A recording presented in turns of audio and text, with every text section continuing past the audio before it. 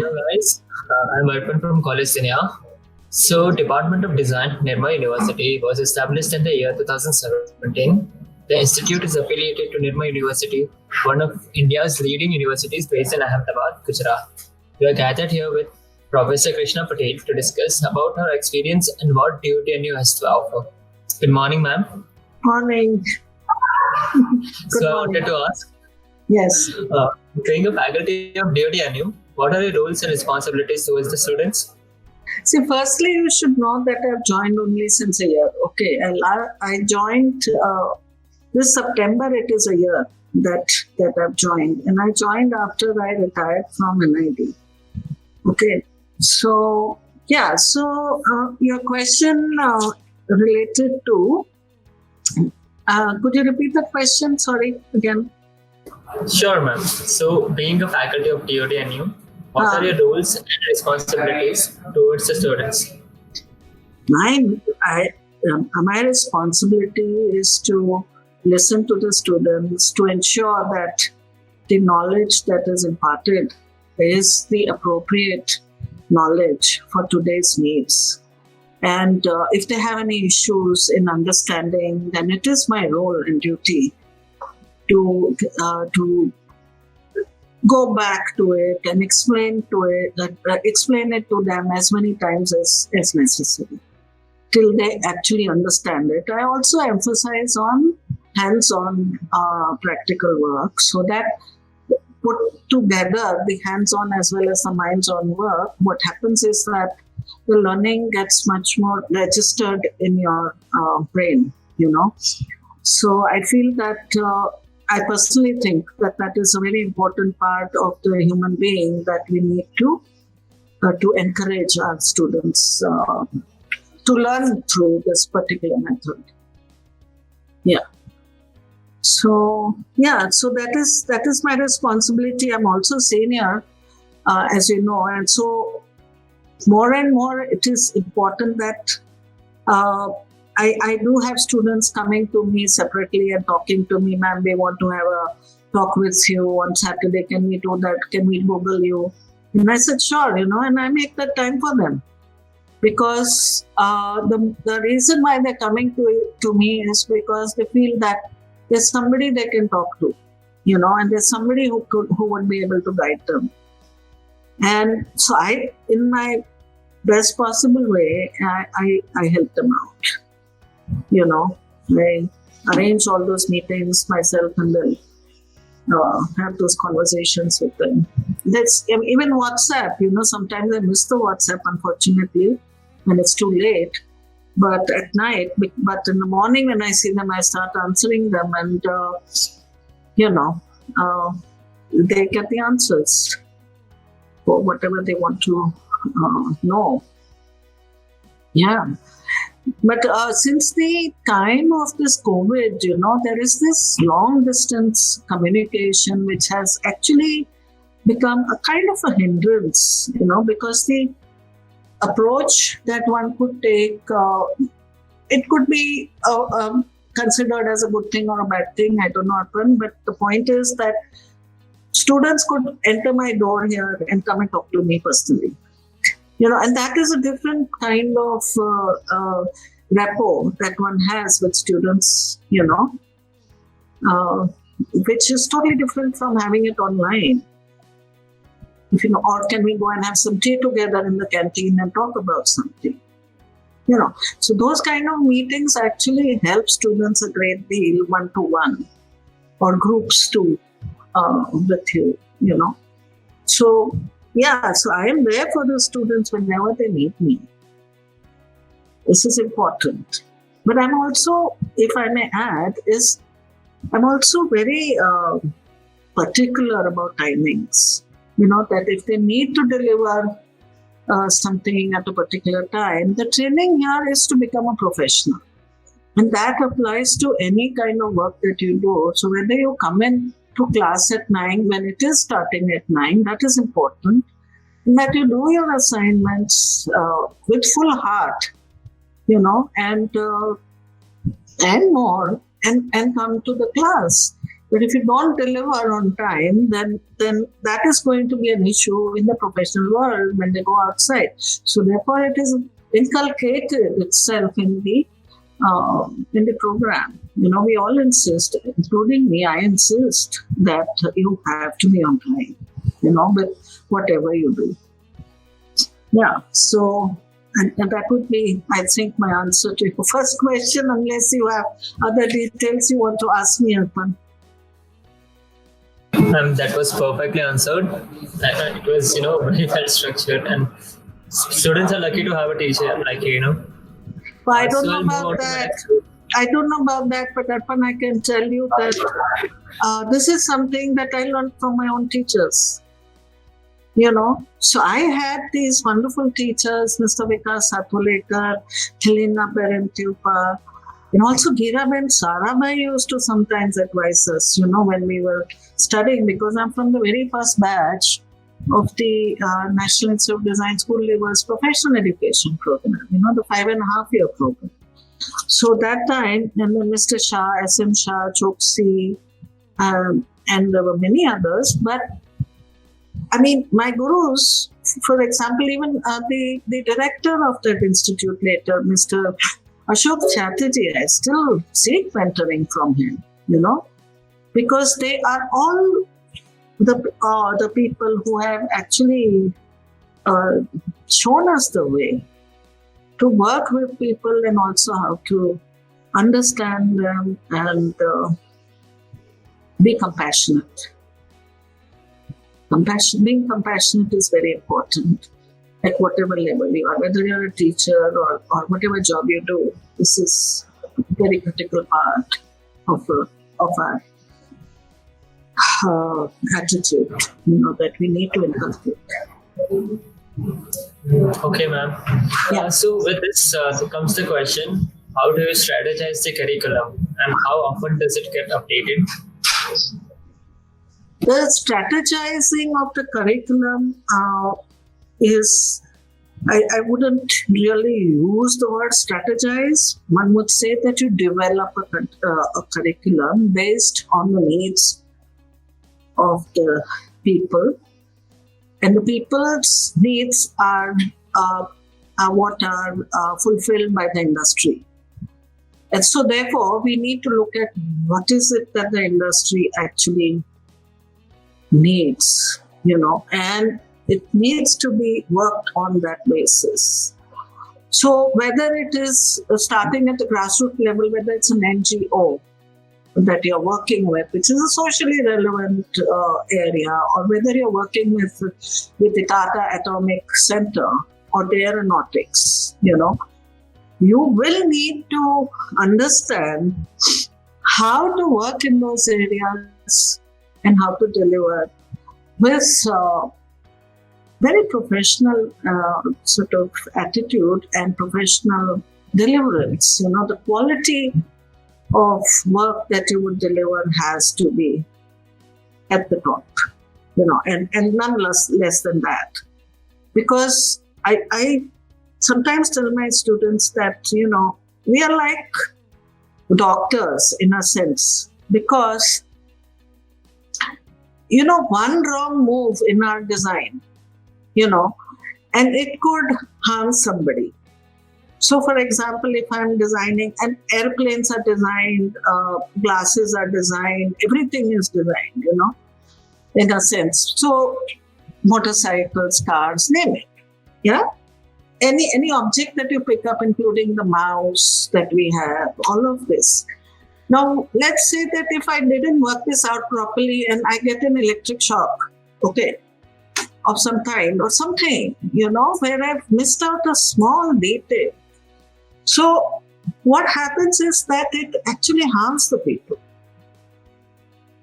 And sometimes, for example, I keep talking about these horrible chairs that we have in India, And of course, there are companies now and other manufacturers, designers also working on it. But we need to look at the ergonomics of our people, our Indian people. And unfortunately, that data we have not been able to gather like other countries. Because once we have that data for our country, we could use it for anything, whether it's a knife handle or whether it's a pair of scissors or whether it is a mouse that we're using with the computer or a thermos or anything. And that helps us work more efficiently and much more safely. Today's cars, measurements and everything are all from the West. So you see that there are issues there that one is kind of facing, whether it is sitting on the chair or whether it is raising the chair because you're tall and the leg space is not this thing, and how do you enter the vehicle, without knocking your head on the. Now, all those things, when we get used to things, see, listen, so any bad thing also you can get used to. Right, but the point is, why make it bad when it is possible to do it, properly? And design is normally a teamwork. So you can't say, I designed this. A lot of the times you can't say that. Yes, numerous things you can design yourself personally. But there are a lot of these sort of things that you need to work as a team. And it's the teamwork which really brings out the best because many minds to put together, many expertise put together.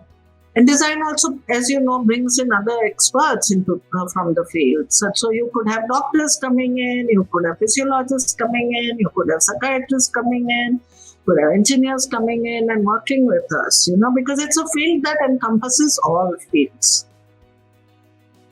So we can't say we are doing this alone.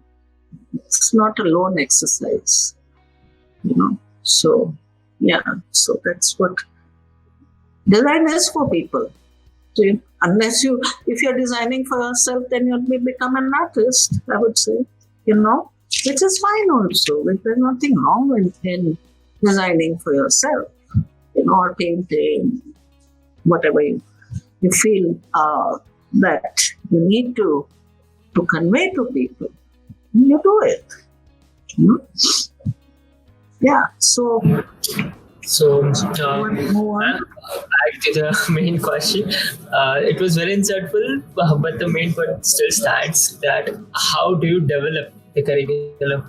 Once you said that designing each and every aspect of any instrument is very important. So what we do is, So you continue. Yeah, we have contacts with the industry, right? And we are in touch with them constantly, right? Our students also go for internships there every semester. This is something no other college does. We are doing it, and I think it's the first year is an apprenticeship, but after that, it is internships. So you're working with the industry, whether it's on the floor shop, with the boss, in a design team, not in a design team. So you get a first-hand experience of an industry, small, big, tiny, whatever it is. Okay.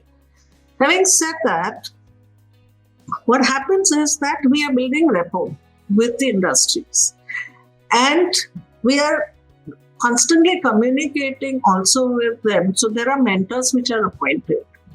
Industry training, for example, I will have 5 students under me, who are doing internship, and I have to mentor them. So every week I receive a report from them, and if they have not sent me a report, I have to ask them, hey, what are you doing? Kya kar rahe ho?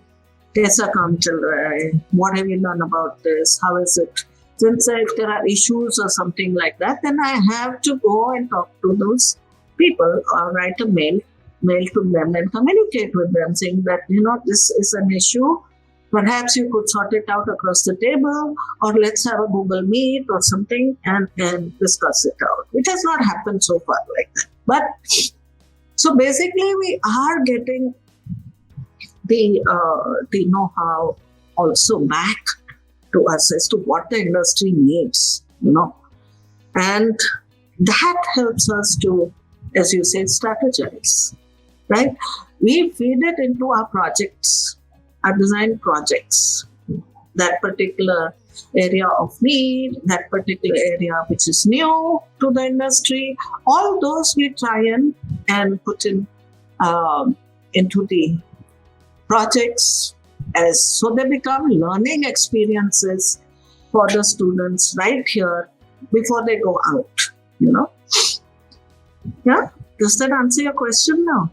So we need to do this every day. Whenever there's a project or the industry, we are in touch with them. Yesterday we had a meeting with elephant design, for example.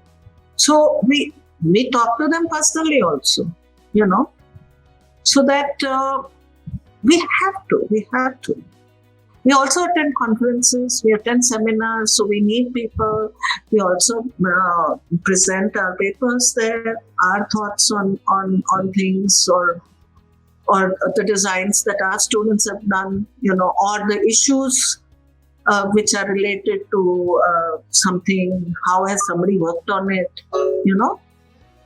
So all those things, we have to be on our toes if we have to teach constantly, and so we have to also keep changing the requirements in the, not the credits, we can't change the credits, the overall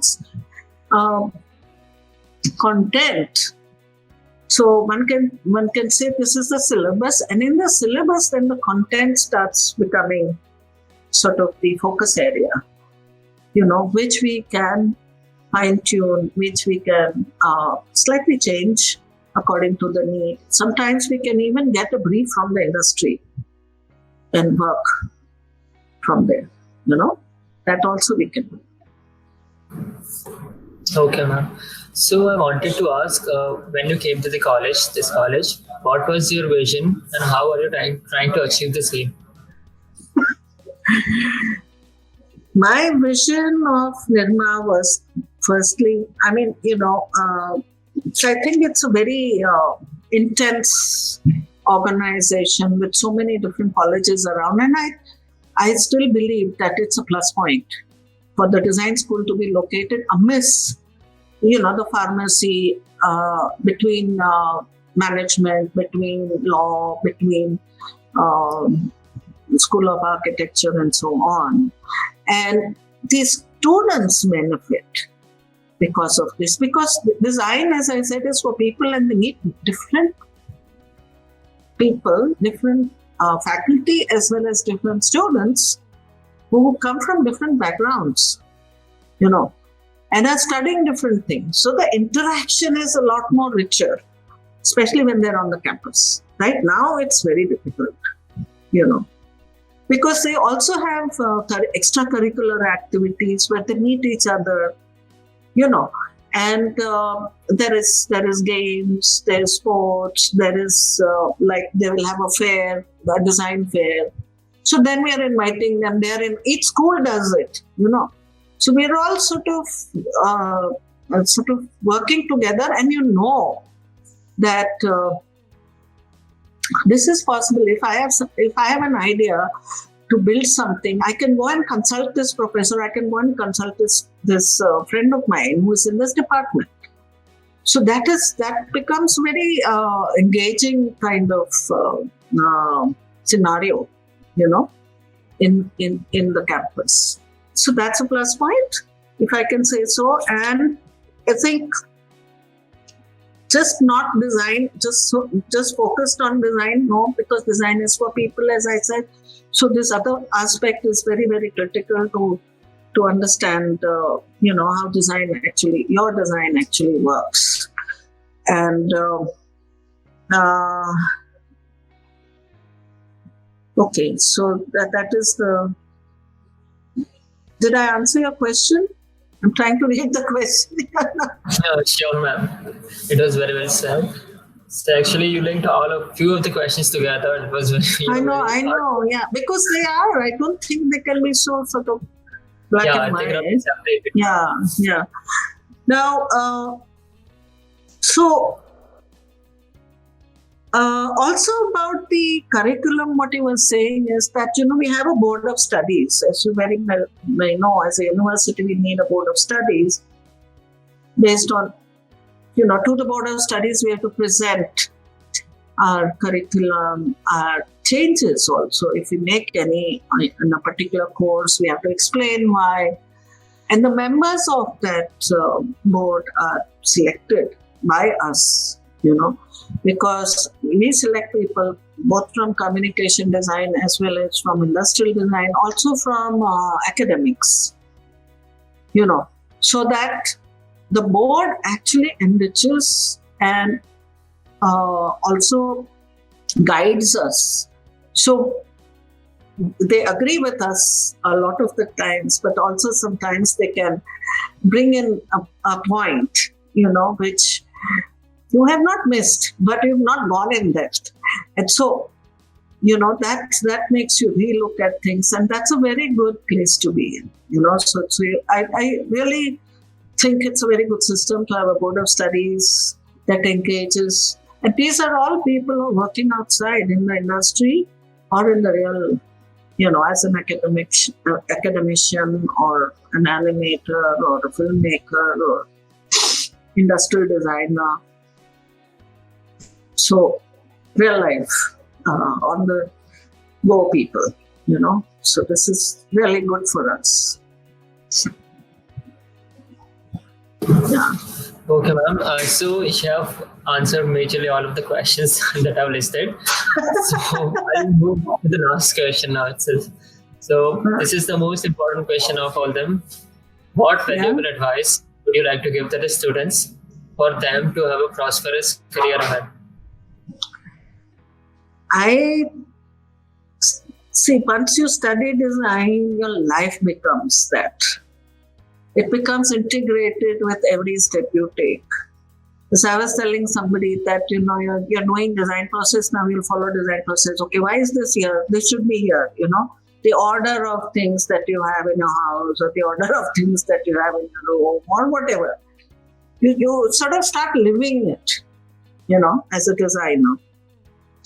And so if a prosperous career, firstly, you must have your heart and soul in it. Yeah? And your mind is there, of course. I'm not leaving the mind behind. But you must be very passionate about the area that you want to pursue.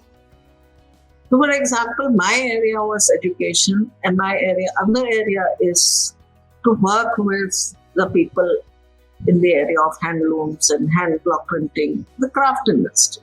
Okay. Yeah. But doesn't mean I don't know about the other industries. I do. So you have to make up your mind. And firstly, once you graduate, I would say, 1-2 साल तो बाहर काम जरूर से करो. But stick to that job, even if you don't like it. And learn from it. Because you will learn the professional methodologies that are used in the industry.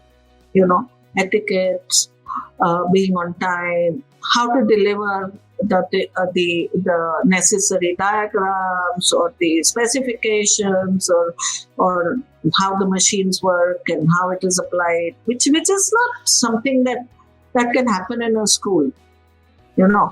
वो जो वहां जाके जो करना है वो that is why we do the internships. But even so, they would not get this kind of an experience. I say to them कि 1 साल तो टिको उधर, 2 साल तो होना ही चाहिए, पर 2 साल नहीं हो सकता है.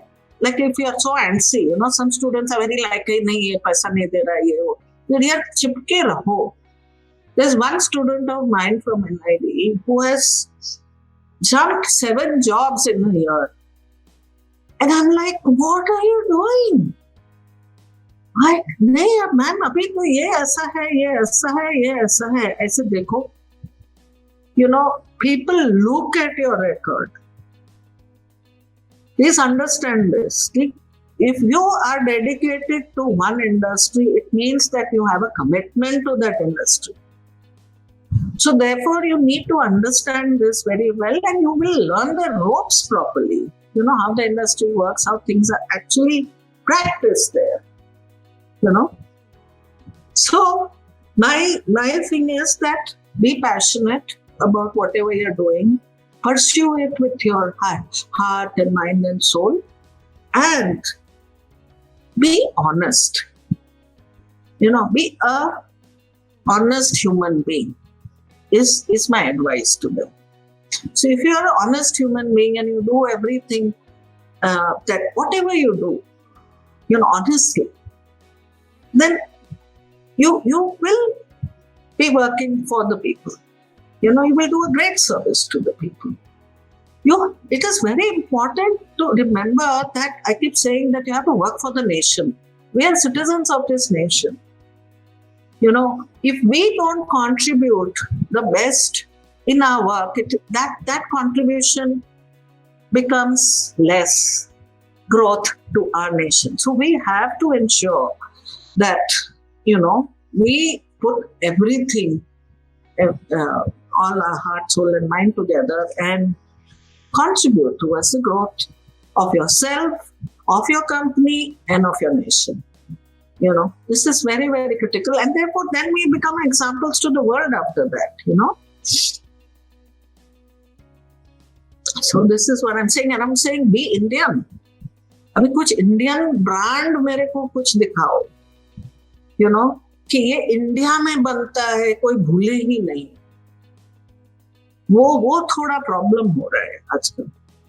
You know, because we are constantly borrowing ideas from the West, and it's not that we are not capable of it, but I feel that more focus should be now given by all of us in design to see where we can have that Indian identity maintained in our design and to be known for that globally.